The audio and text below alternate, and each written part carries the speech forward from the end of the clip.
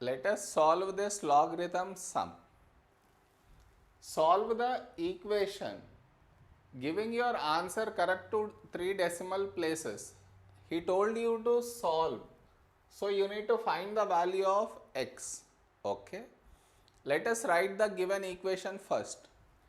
Given equation is ln 1 plus 2 power x is equal to 2.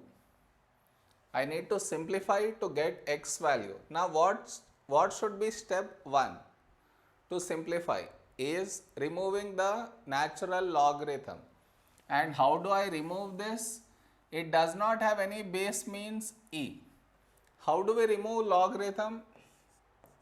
Let us say x e is equal to y.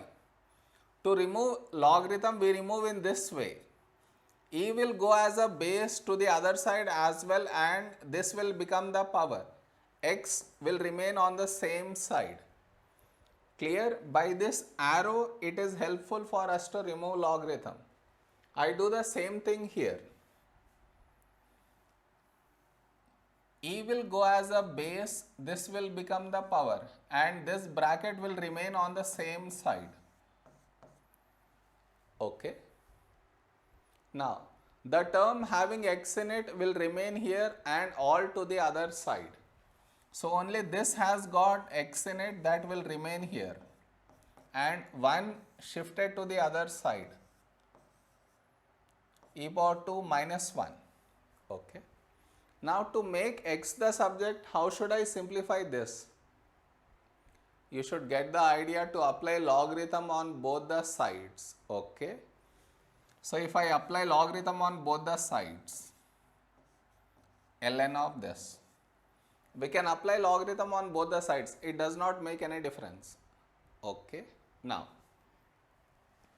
how do I simplify this one now?